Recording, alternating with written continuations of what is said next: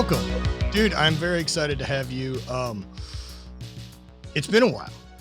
It I know we has. connected a few months back and talked about Yeah. getting on a show, and now we've had the chance. And I've been so fascinated by your story and what you're in pursuit of, and kind of everything you talk about with Fearvana, this leaning into discomfort to figure out who we are.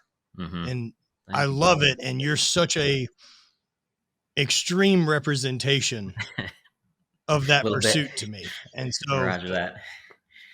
I want to meet maniacs that are all the way down the line and what they're finding out. So if you want, I'd love for you to give my audience a little bit of background about who you are and what you do and what you're chasing. Sure. Yeah. I mean, the background of Fearvana and kind of my story that led me to it. I was born in India to a relatively great life. I would say relative silver spoon. My parents weren't extremely wealthy, but middle class. We moved around from India to Singapore to Austin. Never really knew much suffering or struggle. Great childhood, right? Moved to Austin, got heavily into drugs, alcohol. I still have these scars on my arm from cutting myself, burning myself with a cigar, just very self-destructive. Lost 2 friends to addiction. And then I was heading down that path myself. Like, I was the extreme guy in the group, right? But I saw the movie Black Hawk Down. You seen that movie? Yeah, familiar. That movie touched my soul, and it changed the trajectory of my life in the most beautiful way. Watching that movie, specifically that part where Gary Gordon and Randy Sugar, the 2 Delta snipers who volunteered to go on the ground to set up a defensive perimeter for the second Black Hawk that crashed, knowing that hundreds, if not thousands, of armed enemy personnel were heading their way, and no idea when reinforcements had arrived. Yet they chose to go down there anyway, and both of them died. But the guy they died protecting, Michael Duran, is still alive today because of what they did. They received the Medal of Honor posthumously, and that touched my soul. That level of courage, self-sacrifice. And after that, I read the book Black Hawk Down, and almost overnight stopped doing drugs, decided to join the Marines. And the Marines, sorry, jump in. Before we dive into Marines, I want to unpack that, right? Because everybody's moment to pivot from what they're doing to who they want to become is different. Mm-hmm. Mine revolved around my father dying and a couple of other experiences. It wasn't just a hard moment. I needed more flags than that, right? To change kind of how I see the world. What was so different about what you saw by following that than compared to what you'd been doing? Like, I'm just curious to the light bulb moment and what you felt that was enough. I think because after watching the movie, right, like that same day, I dropped my friend off. We had seen the movie together, picked up the book Black Hawk Down, and started devouring book after book after book on military and life and combat. And when you read about war and you see about the military, it reveals the very extremes of the human condition. You see humanity at its absolute worst, doing horrific things to each other. But you also see humanity at its absolute best, sacrificing their lives for each other.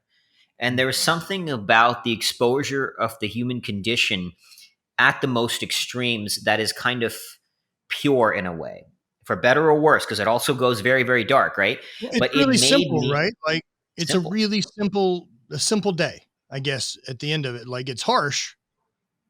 Yeah, it's very simple. There's something paradoxically peaceful about war. Like, it sounds dark to say that, but when I was, because obviously inevitably after joining the Marines, I did go to Iraq, but it meets a lot of the human needs in the most profound way. And it's simple. Like you said, it's simple. Mm-hmm. But the transition for me was because I was living a worthless life, man, doing a lot of drugs, not really giving a shit about what that was doing to my parents, who did so much to raise me well, to myself even, and just a selfish, worthless. There was no meaning to this. Now, granted, I was a dumbass at 16, which I suppose a lot of people are, but to me at the time, that wasn't an excuse for it. So just watching people put their lives on the line, push themselves to the brink of, I was reading stories about people at the Bataan Death March, people in POW camps, people in World War II. The amount these people endured and suffered and struggled and sacrificed for something else. It's humanity at its absolute finest. And here I was being the scummiest of the scummy, just a worthless existence. So that was the trigger of just seeing that this is not who I want to be. Like, these are models of human beings shining at the highest level. There's something out there that awaits me that I could know a little bit more about myself, And I didn't know who I would be. Like, I wanted to know, like, if I'm placed in that situation, would I be able to rise up to that standard? Would I be able to put my life on the line for another? I didn't really know. And not, there's obviously a lot, forget about all the politics of the war and all that kind of thing. Sure, But sure, in the sure. military, in the Marines, you fight for the good of the group. Nobody gives a shit about your well being. What matters is the men and the mission. Yeah. And yes, there are moments where that absolutely sucks because you really want to sleep or whatever it may be. But it is profoundly beautiful to live in an institution like that, to live in a world like that, where it's about the group more than you. Look, I think we've seen that more and more as we continue, right? That this lack of community, lack of brotherhood, this lack of almost rites of passage, right, for our I culture, agree. that it keeps us from building that new connection into who we want to become. Absolutely. And for people, at the edge and wanting to make change, right, and not as in a desperate place as you are, drug addict and having these issues, I always find it interesting that, like, I'm sure up to that point you had plenty of people try to help you, There was, right? yeah, The family people was that trying love to, you and yeah, everything, right? yeah, And the movie Black Hawk Down's the thing that flipped it. yeah, That's so fascinating that, like, the trigger's out there. Like, the switch for you to find is out there, but yeah. you've got to be willing to look. It's a great point because my parents and me have chatted since then, and they asked, what could we have done differently that you Mhm. didn't go down this path? And it wasn't it wasn't their fault. They didn't, they were great parents, as I said, but like one thing we talked about is that if I had gotten into all the sports that I do now, let's say ultra running or climbing or mountaineering or polar travel, I probably wouldn't have gone down that path because I'm someone who Mm. thrives on the edges and I needed an edge to play on. Drugs simply became my vehicle of expression. Now, it wasn't their fault because they didn't know what they didn't know. So they didn't even know the things that I now do are things that people do. We grew up in a big city in India. I didn't see snow Yeah. till I was 15, and now I'm an Right, right, Antarctic right, right. adventurer. Of You know what course. I mean? So it's not their fault. But again, no regrets because otherwise I wouldn't have joined the Marines. So which it's not. But to your point, you don't know where that trigger is going to come from. So the way to nurture that is exposure. Build new references to start figuring out what you don't know. Because no matter how self-aware you are, all of us, we don't know what we don't know.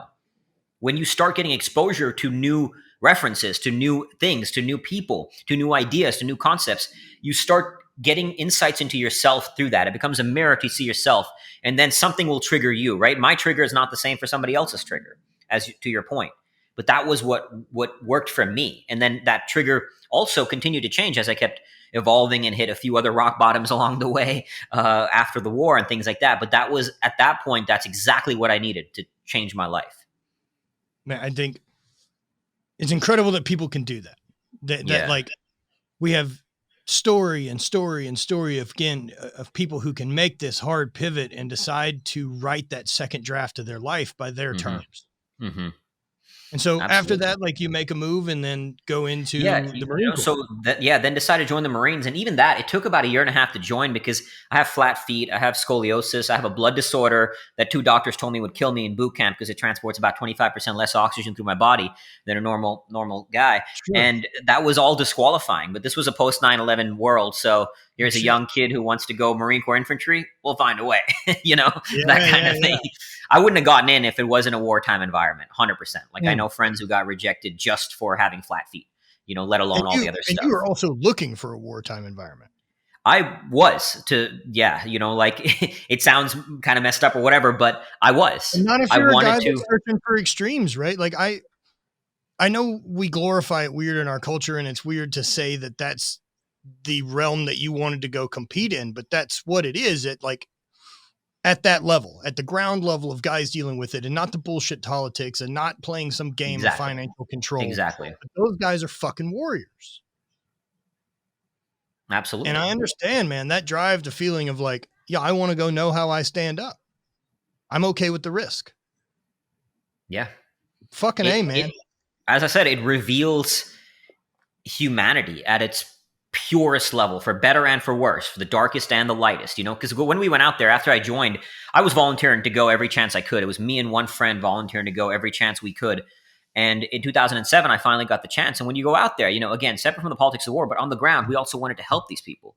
These people in Iraq had endured more suffering than most of us can fathom. I met a guy out there who spent 8 years as a prisoner of war in Iran because of the Iran-Iraq war that Saddam Hussein started. So they had suffered. They had endured hell, and we were trying to help these people. And you're out there suffering for each other, suffering for a cause greater than yourself. And yes, of course, it was war, it was stressful, it sucked a lot, but there was strangely a kind of peace in that, a kind of beauty in Mm. that, thriving in that. And I mean, even when I was out there, one of my jobs was to walk in front of our vehicles looking for IEDs, for bombs, before they could be used to kill me and my fellow Marines. So, somewhat dangerous job to say the freaking least, right? Yeah, for But sure. Right. Yeah. yeah, like, I've never been exactly on a little bit. landmine patrol. Exactly, yeah. And I found out later, I didn't actually know this at the time, but I found out that when I was in Iraq, my vehicle drove over an active bomb that for some reason didn't explode. Just didn't go. My buddy, the Universe is same real one that weird, I told man. you that. Sorry, say again. The universe is really weird. It is, man. Because the crazy thing is, my buddy, who I was telling you about, who when we joined the unit, him and me were the only two like who hadn't been yet, who were volunteering. He ended up going to war right before I did, and he did hit an IED, and he was killed. Oh man, I'm sorry. Appreciate it, brother. But you never know how those things play out, right? You can't control what happens in war. And so when I came back to, like I struggled. I struggled with survivor's guilt. I Mm. struggled with just being in this world. Then I started drinking heavily. I mean, I was at a point, man, like downing a bottle of vodka a day, like a Now, full 750 mil. something I've recently kind of been exposed to. I don't have, and so I'm asking questions about it. But Please. was there some part of you that felt like you didn't accomplish the goal of going if you didn't die from it? Like if you didn't get to give your life in that role that you had glorified by that point? That is a great question and a beautiful insight that not a lot of people see, but absolutely. Like when I went to the war, when I went out to Iraq, my friend, who I was like my brother, he had already been killed out there. And that tore me up because what happened was, to kind of paint the picture of why I felt this way, when we joined the unit, we were the same kind of Marine. We were brothers. We got super tight. We did everything together, volunteered to go to war together. But when we would do something like a rifle range, I'd maybe beat him by 1 point, or we would compete on the runs, all like friendly competition. I would beat him by Yeah, like of two course, right? seconds. So when he went to Iraq, he got promoted to corporal because he was an outstanding Marine. So in my mind, and because of that, he was in a seat that got hit with the IED. He was a VC, a Mm. vehicle commander. So in my mind, not that I was a better man or a better Marine than him, he was the greatest human being you'd meet, but because I beat him by a few points on the run or whatever, I should have gone out there. And the only reason I didn't was because that one summer, the Marines told us we're going twice, canceled it. So when we weren't going, one summer I went to India to visit my family. Mm. And I was like, all right, we're not going anywhere. I'm just going to go. Like summer I used to go. I have my family in India. And that was the one summer he finally found a unit to go with on his third try. And if I hadn't gone to India to visit my family, I would have gone with him because we were going. And it Well, tore me up that I took that trip. Like I shouldn't have gone, you know? And so yeah. when I went to Iraq, I was expecting, like in my mind, admittedly naively, because you can't control what happens in war. But in my mind, it was like, I would rather die than anybody else. I can't let that shit happen anymore. Mm. So again, very naive. You can't control that. But that was where I went. So even before going to war, I Sure. gave away all my shit.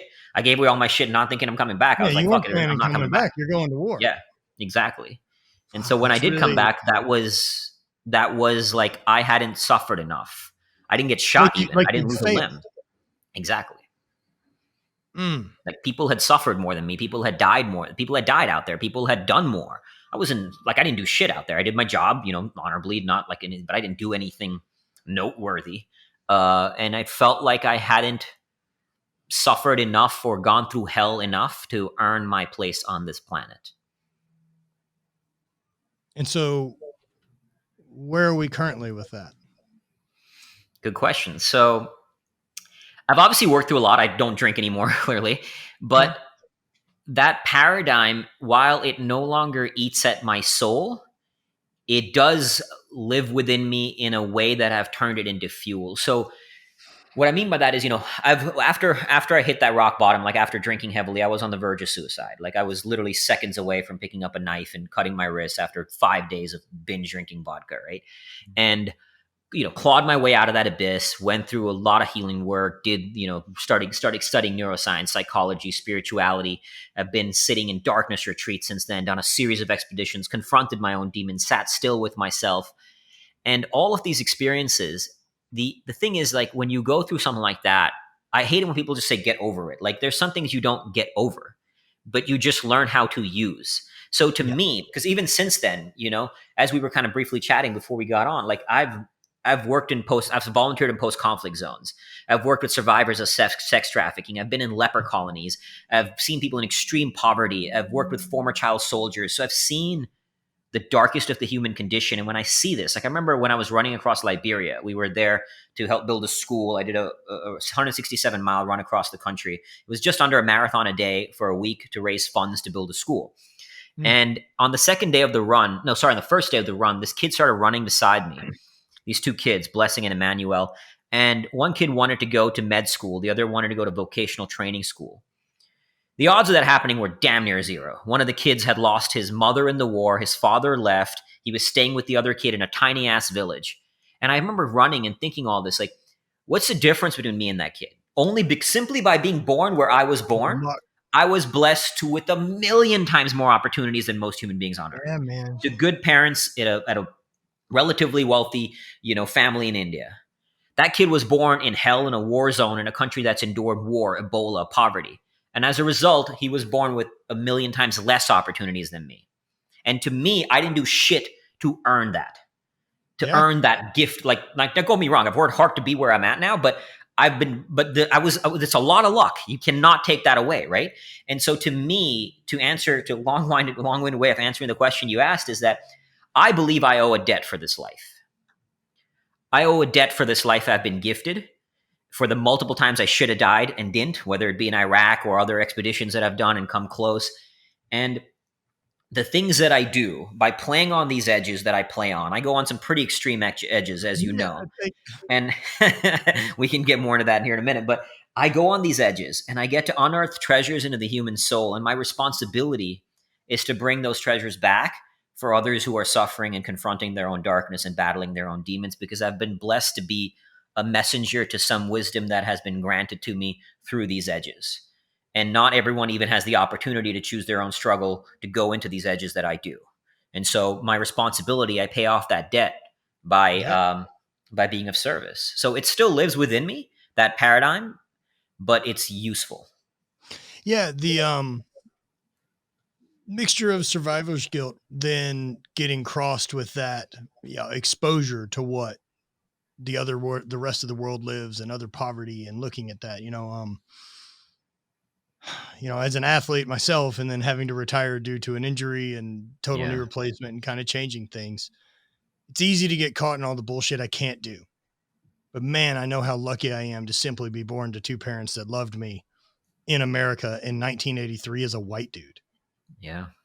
Right. Like I've got to travel enough to see and know people that don't have fresh water. I've got to spend time around that. And I know that it's easy to get guilt for feeling that abundance that I was gifted, right? That I didn't have any choice around. And I've had to just switch that fuel of that to the being, what an honor it is to get to pursue my dreams for these people that can't. Yeah. And what an honor it is to show people what's really possible in the human spirit, what we can develop and what we can become. Yeah. Man, I love what you're about, man. Thank you, brother. And to that point, like the goal here is not to let that consume you. The guilt once drove me into drinking, but anything can be fuel. Like I'm not saying how I think is the quote unquote right way to think by any means. The point is we've all gone through shit. We've all gone through some darkness. We've all gone through some pain, some trauma. How you can reframe it to become fuel. Like while I also hold that, I'm also like, could not be more grateful, could not be more blessed. Like when I'm not like, I play on all edges, right? So that doesn't just mean the edge of pain. When I'm hanging out, I'm like always laughing, always playful, always happy, always smiling. So the point is that both forces of light and dark, and in life, there's a series of dualities. There's life, death, darkness, light, ego, humility, masculine, feminine, contentment, discontentment. All of these dualities, pain, pleasure, one side is not bad or good. Nope. Both sides are part of the human experience. And the more you use both, so the darkness that I've been through, but also the light and the gratitude, as you said, right? What an honor and a privilege. So the point is that mentality, that framework can coexist with the other. But when you make both forces, the light and the dark, coexist as one, you become something more. That's the spiritual awakening. You can see how two seemingly contradictory forces can and actually, I believe, must coexist as one. And when you do that, you become more aligned within and both without, in service of the mission, in service of even yourself, because now you're aligned. All the, like the yin and yang, right? The two opposite forces coexist and we become stronger. That's the spiritual awakening, to see how two seemingly contradictory forces can coexist as one and yet both be true. Well, we need both. We need one to recognize the other. That's what creates Absolutely. perception, right? And I really do believe that while nothing changed from your previous experience or mine in my life, the perception that I was able to build afterwards around it, that's my choice of being able to see it in abundance, because I've had exposure to these other experiences that I've let change who I am, has allowed me to see that abundance in it. It's allowed me to see that. That's what that change in my perception because of that experience allows me to see how lucky I am to have fresh water and be able to stay grateful for it and be able to change how I view the world. It literally changes our reality, how we manage our perception. Absolutely. And man, going into those places, there's a lot of those things I want to unpack, but so you got into doing ultra stuff. Yeah. And like extreme ultra stuff. Yeah. As far as extremist ultra stuff, perhaps. Yeah, I got big into, because I actually started getting into outdoor sports right when I joined the Marines. Every outdoor sport you can think of, because I was used to be terrified of everything, terrified of heights, terrified of open water, terrified of tight spaces, all of it, right? So, well, you sound like Marines, me. As soon as I see one of those now pop up in my head, is like, I'm scared of that. I'm like, oh, fuck yeah, we're going. Let's go play there, right? Exactly. Because the Marines taught me that. Like, the Marines has birthed the very essence of what Fearvana is, and the idea of exploring fears and using struggle as a vehicle for enlightenment, for greater bliss, for joy, for transcendence. Because the Marines, you suffer, boot camp, you suffer tremendously. So that's why I got into outdoor sports, but I got big into it after kind of coming back from Iraq, hitting that rock bottom. I found a lot of my salvation and my peace in running ultra marathons, climbing mountains in the Himalayas. And what brings me the most joy now is polar travel, polar exploration, polar adventures.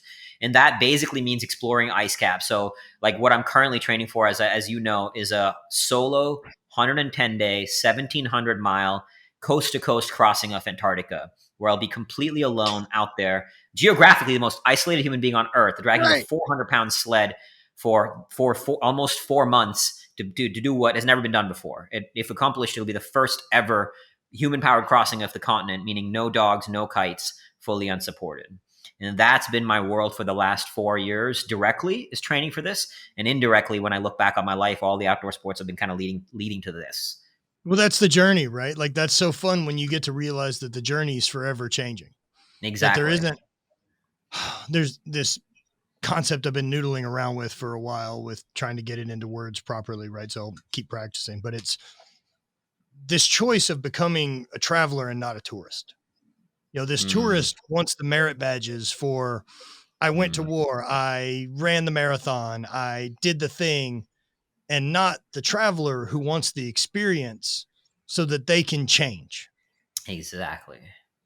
Right. And the traveler, not about the Instagram shot. It's about it's not about the destination. Yeah. Like those of us who are travelers have done it long enough now to know that, like, the day, man. Yeah. Yeah. It wasn't winning world championship medals for me in the Highland Games that did it. Like, it's the 10 years that I learned about going to train in a field by myself about something no one else gives a shit about. Yeah. Because I loved it. Absolutely. That's what I got from it. And that's what I realized going forward, that like, oh, I can apply that gas to anything else I want to do. Absolutely. And I love that, man. And so now, like, man, I know that you said, you did 10 days darkness isolation. Yeah. Catch me up on that. Sure. I did this twice. I did what's called a darkness retreat. The first time was for 7 days. Second time for 10 days. You're sitting in a completely dark room, pitch dark. I mean, so dark you cannot see your hand in front of you. 10 full days, 24 hours a day. And I chose to do both times a juice fast, so I wanted to add hunger to the experience. So for the 10 days, I did a juice fast for 8 days, and the last 2 days was 0 calories, just pure water. And it was, it's one of the most profoundly beautiful journeys within, because what drew me to it too is that, when you're unlike, I don't know if you've heard of the silent retreats, the Vipassanas. I'm fascinated by all this. I've had 4 or 5 friends go do darkness retreats, and like, it is high up on my list of a thing that I know I'm going to do. Yeah. It's it is such a beautiful journey within, because that was, what drew me in the first time in the 7 days. I had gone through a very challenging divorce. Without going too deep into it, my ex-wife got caught up in a cult. When we ended up Holy shit. divorced. It was nuts. It was nuts. I won't go too deep into it because there was a lot about her journey to share, not mine. But I my journey, understand, but god damn it, man. yeah, but it was nuts. It was dark. It was because we had a good thing going for a long time, but then she went down this dark alley and our marriage ended. And we were married about 9 years. And so when it did, because at the time we loved each other, we weren't like fighting. We didn't divorce because of bad things. It was just this crazy thing that happened. And so I broke my sobriety, which again, not her fault. I take responsibility for that, but I broke it and broke it hard. So I wanted to go into the darkness I'd done a lot of physical challenges to this point, right? I'd done a lot of hard shit, but now I wanted to explore a new journey, was the journey within, like just pure stillness. Yeah. And in darkness, you're shutting off. Right? Because man, the ultra marathons and everything else can turn into fucking distraction if that's what we choose it to be. Because sometimes even the very positive things we do, like working out or working on a business, can be just a way to distract ourselves from ourselves. In darkness, there is no way to distract yourself. Back to, and you said, I love the duality of things. And for me, I love the indifference of the universe. And I also feel complete indifference to most things on the planet. And whether that is chemicals or activities or conversations or topics or anything, I don't believe there's a right and wrong and good or bad. I believe that's all filters that we've decided as a culture. And so with that said, right, like I think one of the ways that I choose to regulate it, since I don't disagree with most of what my culture does, am I using this tool to connect or disconnect? And that tool can be training. That tool can be my phone. That tool could be pornography. It could be drinking. It could be any of these things. And if I'm using it for disconnection from me, then I need to probably take fucking note of what's going on. Yeah. That's a great way to look at it. Yeah. There's a great line. The opposite of addiction is not sobriety, it's connection. Right. So right on. To your point. Right on. I have never heard that. Yeah. Yeah, that wasn't me. I forget the name. It's a great TED talk from somebody I've seen. I forget the guy who did it, but it was a powerful talk, which rings true as someone who's battled it. It was, it's not the drinking and all that stuff is a symptom. It's the symptom of absence of connection to God, the self, the earth, others, whatever, and ultimately connection to ourselves. And that's what drew me in, because in the darkness, you're shutting off your visual sense. So even in the most simplest way, like right now, I can look at that wall and say that's a white wall, but my mind has somewhere external to go. In darkness, you have nowhere external to go. So you're just within. And that's why I'm so fascinated by it. You'd love it. I think from everything I know of you, man, it's a profoundly beautiful journey. Yeah. I think it'll be really hard. It's challenging for sure. I've never been that slow. Yeah. And I think what an interesting reset. And back to your point, right? Like that isolation, and even in the events that you do, because one of the things you brought up, right, is that you're fully present and engaged when you're with your family and friends and community now that's such this important part. But we can also get on autopilot there if we don't ever venture out to do solo. And so you on these big adventures, I bet that return to community feels incredible. It is. Yeah. I mean, the intensity, I'm now engaged. I've been dating my current fiance for 5 months. We're engaged, proposed on our 2-month anniversary. Thank you, brother. We are engaged. And dude, the intensity with which we have our relationship, it's like the presence we bring, the profundity of it.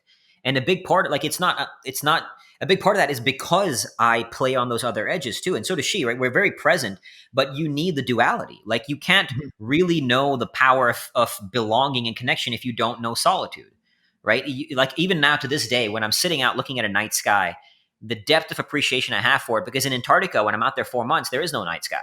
It's 24 hours daylight. So I don't get a night sky. I don't get sunrises.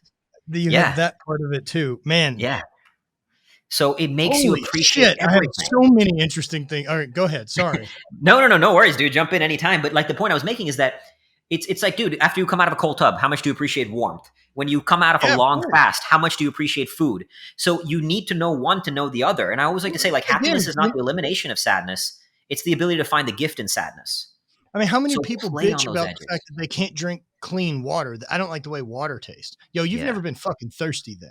Yeah. Put yourself in that space and you will see how water fucking how much you appreciate water. And one of those things I've learned with my adventures and pushed into discomfort, right, is this The best nights of sleep I've had in my life have not been on the most expensive mattresses and the most expensive Yeah. places. Mm. The best nights of sleep I've ever had is when I go to bed empty. Love And that, I know brother. I drain the battery. I love that. And I think Couldn't that agree with there's you such a more. fascinating thing to learn about yourself of where those edges are. Yeah. I got lucky with my first pursuit being strength, Yeah. and then got into Highland games, and Yeah. to make peace with those, like Yeah. on the back end of them, of having those feelings of what I left on the table or any of Yeah. that, I realized I got into that sport to figure out how much I can lift, how far I can throw things. Mm. I found out. I Yeah. found out those metrics, and whether I want to tell myself that I didn't give it my best or I could have done better, that's bullshit. That's judging yesterday with today's information. It's not fair. Mhm. Mhm. And so, like, hey, we found Yeah. out those metrics. What other metrics don't we know about ourselves? Yeah. Well, how far can we run? All right, let's go find out. Yeah. How far could we Yeah. walk in a day? Let's find Yeah. out. Yeah. So, man, in that crossing, I bet flow state gets really interesting because, like, you don't have reference to the sun moving very much. I mean, do you track time or do you just fucking let it rip sometimes? You do. You want to be very conscious of tracking time, so you make sure to stop to get water Okay. and break. So I ski for every 75 minutes. So watch vibrates, stop, get a quick water, and eat some food, pee, whatever, keep moving. But to your point about the flow state, one of the things that draws me to polar travel more than any other pursuit, even mountaineering, it often gets compared to like climbing Everest or whatever. I've never climbed Everest, but I've climbed big mountains. I was on Denali, tallest mountain in North America, Yeah. last year. Went to Alaska last year. I got to look at it. So Yeah. we're basically the same. Exactly. You zoom far enough out on the GPS, we're standing at the right same place. Same. Right there, exactly, brother.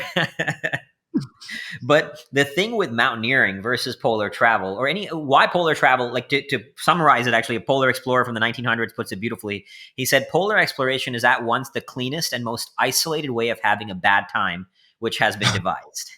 And it's a hilarious and true quote. And here's why. In mountaineering, for example, as you go up and down the mountain, the terrain changes, the views change. It's dynamic.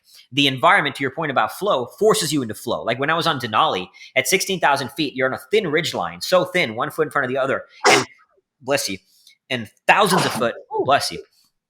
There's 1,000-foot drop on each side, right? Or whatever, even more. So the environment forces you into flow. Your mind's not wandering. You're just thinking about the next step in front of you. But in polar travel, you're skiing in flat white nothingness. So it's flat. There's if you don't, I mean, often you'll be in a you can't whiteout even where see the horizon, can you? Yeah, if it's a whiteout, you can't see shit. You're literally in white. There'll be times where even if it's cloud cover, right? Like it's not just white out from like blizzard, but like if it's the right color gray outside, it's got to just fucking. on a very cloudy day, you have no contrast. You're just walking to the void. You have no contrast. You're just walking in white nothingness. So the daunting nature of that. So here's like in polar travel, the environment doesn't place you in flow. It doesn't force you to be in the here and now. Like on a mountain when you're on a thin ridgeline, you have to bring yourself into the here and now.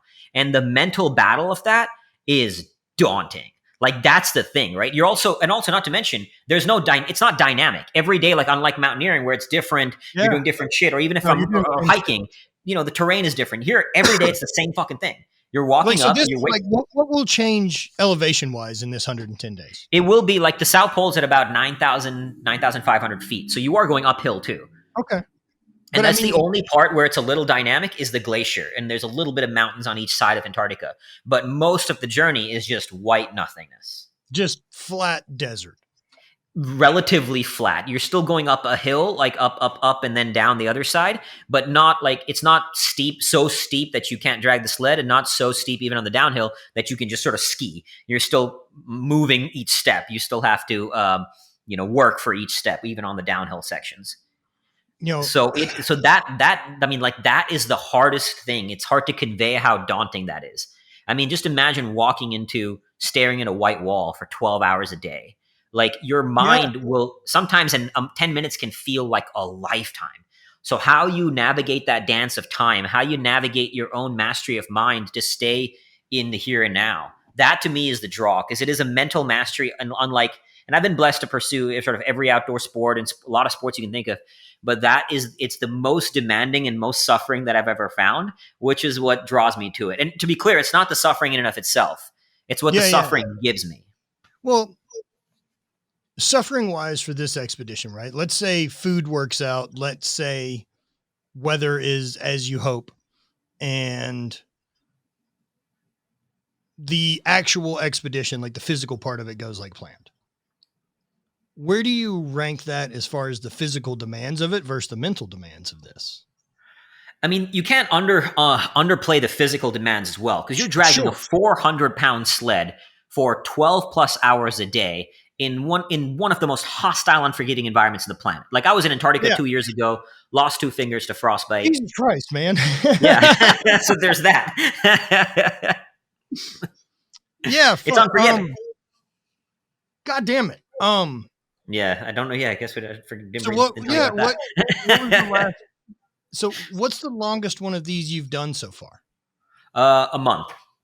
A month. Okay. Yeah. And but this winter I'm going up to Minnesota and I'll be doing 36 days solo. Oh, so that was a month was with the group. This will be 36 days solo. Even that is not a small expedition in its own right. Like 36 days alone is quite, yeah. It's a big one. Anything for a fucking month, much less walk in a straight line. No, yeah, it's not like underwriting it, man. All right. So here's one thing I love about high performers. One, we'll be the meanest to ourselves and have to deal with all of our own imposter syndrome way louder than anyone who's ever going to meet us. Mm-hmm.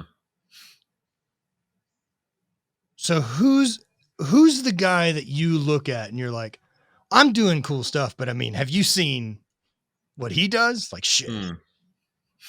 Yeah, good question. I mean, specifically, if I stay in the polar realm, there's definitely polar adventurers who pulled off. Like, there's the guy Borge Ausland. Two adventurers.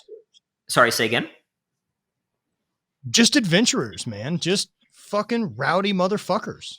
Yeah, they're like Borge Ausland and Rune Gilnes. They're these 2 Norwegian polar travelers. They've pulled off some of the most epic polar feats. And as I said, in my experience, not just in my opinion, but my personal experience, polar adventure demands more suffering or it pushes you into more spaces of suffering than anything else I've experienced. And so taking that into account, when I look at the polar adventurers who've pushed the very edges of like the greatest polar adventures in history, at least the 2 living ones are like Rune Gilnes and Borge Ausland are some of the greatest. And I have friends like Eric Phillips and stuff like that who've done some gnarly shit, man. And so they've pushed the edges in some pretty extreme ways. And I definitely felt like they're huge sources of inspiration for me as I go on this journey to attempt this feat. Not only, if I pull it off, will it be the first ever coast-to-coast crossing of Antarctica, it'll actually be the longest solo expedition ever in terms of both distance as well as time on ice. I got to ask, but like as a polar expedition person, that this is kind of the vibe you're in and your peers are guys that do this weird shit. What part of like missing piece of a digit to frostbite's like having cauliflower ear for MMA guys? That good question. It's not. There are like it has happened to a lot of polar adventurers. Mike Horn has lost a finger. Yeah, exactly. I think Borge Ausland has lost. I know he's gotten frostbite. I can't remember if he's lost the digit or not. It's happened to a few of them. Ranulph Fiennes he's lost like 4 of his fingers. So there's a few that it hasn't happened to, like my friend Eric Phillips. Thankfully, he's all his fingers. He'll get there. Yeah, I obviously don't wish it on anybody, but and here's the crazy thing too. Like when this happened in Antarctica, it wasn't because I was doing something stupid. Like it wasn't my first cold weather expedition. Mm-hmm. I wasn't walking around with no gloves. I wasn't holding like I have my metal water bottle here. Right. I wasn't holding this with no gloves or anything. I was still kind of doing everything and very objectively assessing. This is not sort of biased opinion. Like I objectively can look at when I do something wrong, asking my teammates, and still happened. It still happened. So that's what's kind of crazy. But now there are things I can do to be even more careful. I mean, was it an equipment failure or just? It wasn't. Honestly, like none of us are entirely sure how it happened. Even like my teammates who were very experienced, even more so than I was, we all like really looked and tried to see what could have gone wrong. And it's hard to say what exactly caused it. But I do know what to do now even better. The challenge is in Antarctica, doing anything is a challenge to do out there. Unzipping things, to pee, to take a shit, to unzip your sled, to drink water. Like everything is a challenge because of the environment, and you have to do it with thick mittens on. So now I have to do those things and just deal with the extra hassle of them because I got to be even more careful. And even these fingers, Sure. for example, I got frostbite on both these fingers, but this one, it recovered fully. This is my left middle finger. The Mhm. right ring finger was black, like black and crazy, and it had to surgically be removed. The left middle finger, it recovered fully. But here's the thing: once you get frostbite, you're always more prone to frostbite. So when I was in the Yeah, Arctic cells are earlier already this damaged. year, Okay. yeah, they're damaged. So I was in the Arctic earlier this year on a training expedition for Antarctica, and it got to like minus 37, extremely cold, savage conditions. And because of that, this one finger, the left middle finger that recovered, it got colder than all my other fingers, slightly faster than all the other ones. So Mm. after the Arctic, I made a bold decision. I preemptively removed this finger. I told the doctor I want to surgically remove the top of this finger because it's a liability. All Even right. though it recovered, it was a good finger Yeah. because it had got frostbite and gnarly looking frostbite. Like I don't know if you've seen on Instagram, but it was black. I mean, it looked Yeah. like a Yeah. So zombie finger. does it It was do that gnarly. while you're on expedition? Does it go black No, it gets black. It got black about a month or 6 weeks after the once it frostbite. just goes necrotic or Yeah. whatever? So Right. first it starts to it starts to get worse. It looks gradually worse, and that was kind of at its worst. And then it starts to get better again. Like you'll see the black part kind of peeling off, like a snake shedding Oh, skin. It was crazy. wild to witness. Wild to witness. But that was crazy. Yikes, So I man. removed this finger this year. I went to the doctor in India, and it was kind of a wild thing because I had to see 3 doctors. They refused to cut it off. They were like, "This is Yeah, a good finger, dude. yeah.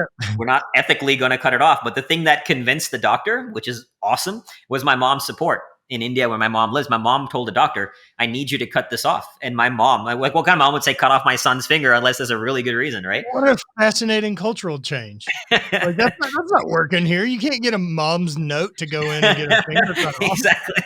But the doctors just refused because they said it was ethically not right. But my mom recognized that because to me, here's like Yeah, the well, I reason mean, being is Hippocratic oath. I understand that's tricky. I get where they're coming from, but what I Mhm. had to explain to the doctor was now imagine I'm 60 days into this expedition, and I'm at the South Pole. The South Pole is where it'll be at its coldest because it's the bottom of the world. You're at night. You're at elevation. It gets fucking ridiculously cold. And imagine I get frostbite and my expedition is over on this one finger because I already and this came from experience. I experienced in the Arctic that this one finger gets colder a little bit easier. So while it may seem like I've been called crazy, what's wrong with you? Why would you do this? I get all that shit, right? But to me, losing a tip of a finger is a very small price to pay for the rewards of unearthing the treasures in the human soul for touching the hand of God that I get to go Yep. in Antarctica. And if the expedition was over because I got frostbite on this finger, dude, that shit would eat at me for the rest of my fucking life. Yeah, And then you got to fuck go do that. it again. Exactly. Then I'll have to go do this goddamn thing again. So Yeah, right.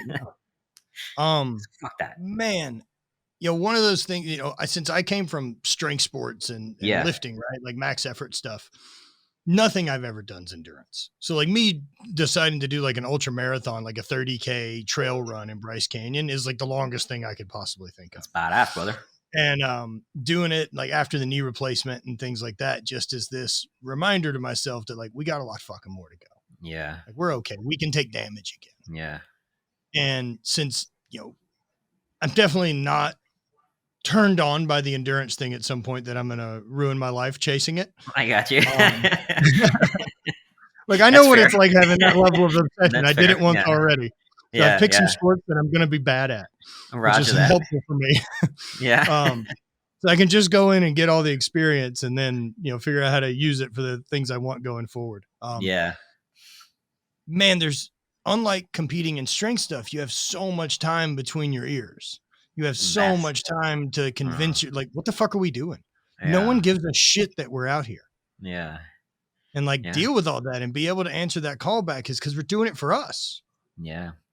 We're doing it to find out Mm-hmm. because we're fucking strong enough to go find out and report back. Mm-hmm. And we need to know. We need to know Absolutely, what brother. people are fucking capable of. Absolutely. That's what I Man. love about this is that dance with time and getting to go, in the depths of solitude combined with the extreme struggle you experience out there. It allows you to hear things you don't hear in the distractions and decadence of life in the normal world. And in that, it is a deeply, profoundly beautiful spiritual experience that whatever your relationship with this word, but to me, you're touching the hand of God. You get to hear God. You get to open doors into the human soul that are very rarely opened. And the suffering, the struggle, the solitude, these are just vehicles to access that. You have to battle the dragon to find the treasure, and the bigger the dragon, the greater the treasure. And that the treasures I unearth in these places, I mean, it's like you experience everything in life in Antarctica in these expeditions. The volume gets dialed up. So the highs are insanely high, but the lows are also insanely low. But that means in this encompassing of that, in this microcosm of time, you get to experience multiple lifetimes. You get to tap into the thing that we all have in us, right? That spirit, that soul, that fire that makes us human, that ability to transcend our struggle, the transcendence to move forward in the face of anything that comes your way. That transcendence is the thing I seek. It's God, man. I love all of that. I love so much that willingness to walk toward discomfort, because that's what creates greatness in us. Absolutely. Like that's what it is, right? Is that if we want greatness, we have to force the adaptation for us to change and go toward it. Otherwise, we'll adapt to whatever the current stress is. Exactly. And how lucky we are to get to choose the stress we want to adapt. It is a privilege to get to choose your suffering. What a fucking privilege. Of 160,000 years that Homo sapiens have been around, we're some of the first. It's a real honor. It really is. I'm definitely not going to blow it staring at my phone, complaining about other people's shit. Yeah, I want to be surrounded by people that look at life the way you do. You know what I mean? Like, after this, brother, I would love to also exchange numbers and figure out how to have an actual friendship. I would love that, brother. Hell yeah, man. Man, I think it's important to go find those other people that climb mountains, right? Like whenever you've got this sense of lunacy in you, there's less and less people around that want to put air on the fire, and more people that just want to go, but why would you do that? Yeah. Oh, dude, I get that all the time. Yeah. Because I'm alive. Yeah. Because one day I won't be. Yeah. And that day's coming. Like I'm on a fucking collision course with it. Yeah. Why wouldn't you want to know what you could do? That's why I love the ethos and essence of your brand, man. Being present to your own mortality is the most powerful mechanisms to awaken this true gift of life, is to be present to death, to look at it in the face, knowing that it is coming, and be fully present of that. And I don't mean like live every day like it's your last, because if it was every day was my last, I wouldn't fucking go drag tires for goddamn 9 hours and because it sucks. But the point is, it's more like live every day as if this is your entire life, knowing this fucking thing will end, and stare at that. Use that to be your compass to guide the decision making. Like I've confronted my own mortality a lot. The things I do bring me intimately aware with my own mortality. And goddamn, does that awaken a fire for life unlike anything else, man. You get that, which is why I so resonate with your ethos, brother. Yeah, man. Recently was thinking about things, and what's the afterlife, right? What does that look like? And so kind of diving into it with a clear head and what I think. And we have some evidence, and the only evidence I can think of, right, is we have people with near-death experiences that get this flash of their life before their eyes. We don't know of anyone on the other side of that, but we have some people who've reported that, and then they return back to our realm. And to get that dilation of time, right, where you get to envision your whole life in this moment, perhaps the afterlife is that dilation of time, is that's the infinite, that you're in that thing forever. And heaven or hell is what reality you've got to relive based on the choices you made. You either relive this life that you didn't give a shit about and get to watch all the bad decisions made again and again and again that you don't love yourself, or you've chose a life that brings you happiness and fulfillment and all these type of things. And the gift is getting to live in that for infinity. Yeah. I like the idea of that. I love the idea of that, brother. When my time comes, and whether the DMT trip starts and whatever fires off all the memories that sends me to that realm. Yeah, man, I'd like to relive this one. It's been good. Yeah. I'm excited about what the next 40 years look like too. I'm going to be damn sure planning the ride. But if I get to relive it again, it's going to damn sure be a good one. Absolutely, brother. I think about that a lot. You granted, you can't change the past. I've done a lot of dumb shit in the past, but you can change how you live now moving forward. So I think about, even when it comes to Antarctica, I was talking to my fiance about this the other day. Like, I don't want to look back. Let's say I somehow don't pull this off and I just can't cover the 1,700 miles in 110 days. Because statistically speaking, like the odds of this are very low. Even the guy Steve Jones, who's the expedition manager at ALE, which is Antarctic Logistics and Expeditions, they're the ones who manage logistics for all Antarctic adventurers. He has said anyone who attempts this will probably fail. Last season, there were three expeditions that attempted a partial crossing of Antarctica, not even a full crossing, a partial one. All three failed. I mean, to be clear, they're still alive, but they just couldn't cover the distance that they needed to cover in the time frame. So let's say they still covered the distance, but just took too long. No, they just couldn't cover the distance in the designated time frame. So like I have 110 days to hit that 1,700 miles in order to complete a coast-to-coast crossing. Let's say I'm at 1,500 miles at 110 days. Expedition's over. I don't make the crossing, right? Oh, so they come get you. They come get you. Exactly. Okay, so you're not like, hey man, I got another 5 days to get finished and we'll get there. No, like because you only have 110 days worth of food in your sled. Got it. Yeah. I mean, I guess I think being enough of an asshole to yourself and be like, well, we're going to need an extra week. Let's start rationing and being.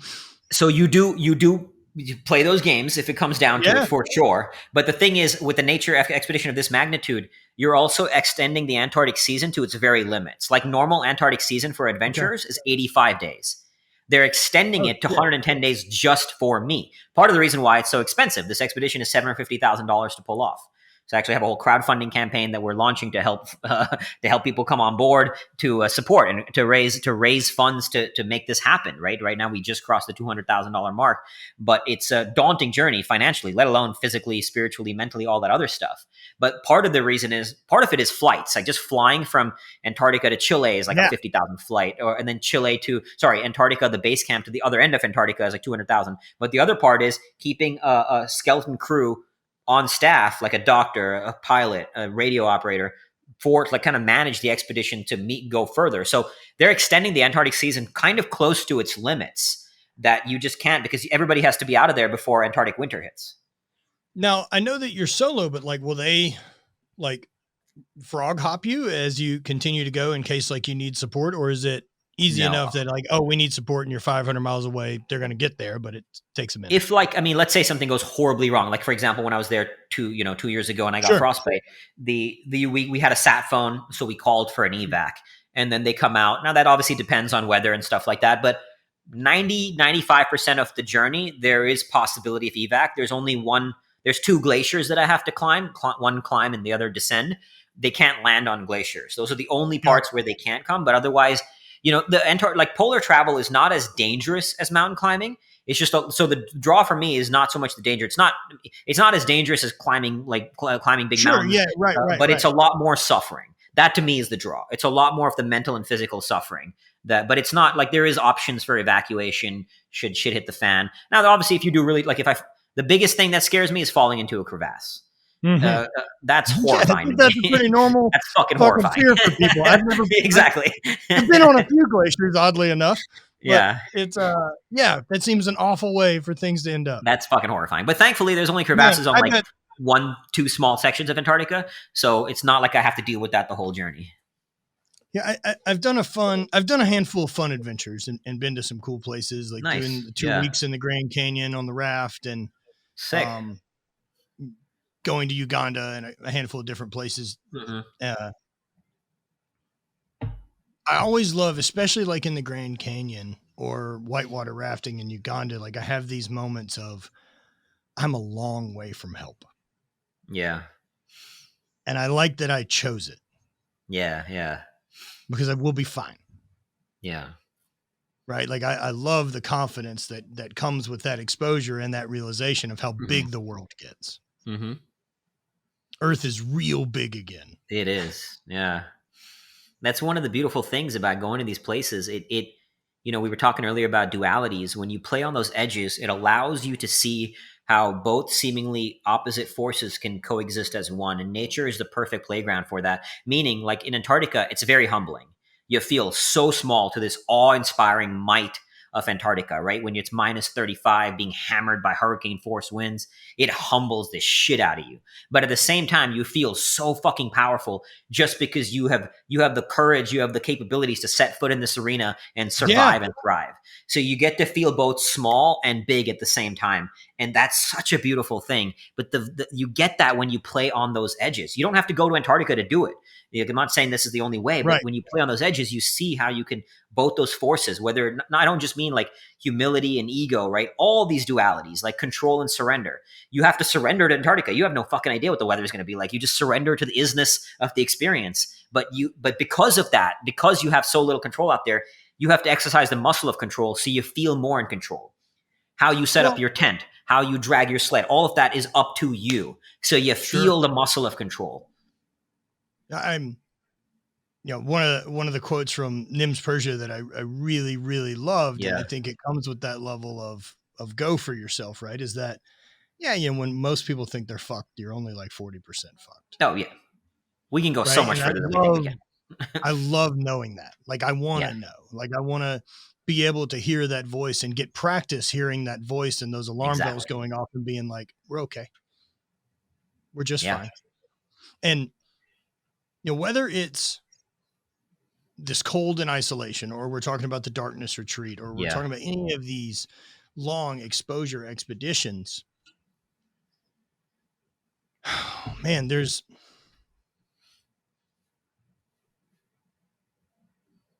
such revealing times there, right? Like, I think it's really interesting that the darkness retreat essentially is good training for Antarctica. Yeah, that's why I went in the second time, training for Antarctica. Because, I mean, what a great way to train, right? Like, there's no danger. It's only discomfort. Yeah. No one's ever fucking got hurt at the darkness retreat. Yeah. Unless they fell in their room. Unless you something like that. Exactly. But how interesting it is for something that's got literally no danger involved in it at all, we're terrified of. Yeah. Stillness, I believe stillness is one of the greatest human fears. It's not a fear that if you ask people, what am I scared of? They would say stillness, because I don't think we're consciously aware of it. But, Carl Jung said people will do anything, no matter how absurd, to avoid facing their own soul. And I think our human condition could not be more evidence of that, So stillness is fucking terrifying. But until, as Carl Jung also says, until you make the unconscious conscious, it will direct your life and you will call it fate. Stillness is how you make that unconscious conscious. I like that a lot. I like that, Stephen Coulter brings it up and talks about, especially for creatives and artists. And I do, I like the use of that term in the way of, I think what you do is a form of art. Like, I think what you do is a creative expression. Mm-hmm. I think that you're showcasing a talent that you have in a way to show it off best. Yeah. And so for that creative thing to happen, I believe it has to come from a lot of introspection and a lot of alone time away from distraction. Mm-hmm. And we live in such a time now built with endless amounts of distraction because, the currency we're really interested in is attention. We've proven that if we get your attention, you'll give us your money. Yeah. And whatever you're telling us will keep you attended, we will happily serve. Yeah. And whether that's what our media has become, and we've taught them throughout time that we give more attention by data collection. That's one of the things I love most about how I look at all of our media right now is completely data driven. They don't give a shit, right? Like, so if we prove that we wanted to spend more time looking at things that were positive and good for us, they'd show us that. They would give us, because it would drive more ad sales. Exactly. That's the only thing they care about. But we've told them time and time again that we will spend more money on shit we're scared about. We will spend more money to eliminate this assumption and fear. We will spend more money to trap ourselves and believe the rest of the world's this big, scary place. And man, an honor, a real honor, dude. Where can everyone find everything about you? And I'd love to catch up again before you hit it. And hell yeah, brother. Would love to. Yeah. I got a year. This time next year, I'll be setting foot on the ice. So maybe. Are you in Arizona? In Arizona. Yep. All right. Maybe I'll get my shit together and figure out how I can come out for a training day with you and do something stupid. Dude, that'd be sick, man. We'll go drag some tires. We'll go. I'll get your number after this. We'll stay in touch. Dude, I'd really like together. But yeah. Tell everyone where they can find, where they can support, where they can get more information, follow everything. Thank you for asking. You can find me at Fearvana on Instagram, FEARVANA. The book Fearvana is on Amazon, Kindle, paperback, Audible. We've in the past donated all the profits of the book to charity, like building schools in West Africa, working with survivors of sex trafficking, a lot of that. Currently, we're funneling all the book proceeds to The Crossing, and you can find more about The Crossing and support if you feel inclined for the crowdfunding at greatsoulcrossing.com. That's great, SOUL, soulcrossing.com. We have a whole crowdfunding campaign, and I actually give away like different tiers of donations. I give away all the resources to the mindset tools I've developed over decades of playing on these edges to help you thrive and move through your pain, whatever it may be as well. And all of the proceeds there, I don't make a dollar of all of this. It all goes directly to funding The Crossing. So any support is well received. And I'll also be sharing the lessons along the journey on Instagram and the website Fearvana. Man, it's always an honor to meet someone with that much purpose. Thank you, brother. Thank you so much for having me, man. It's been a pleasure.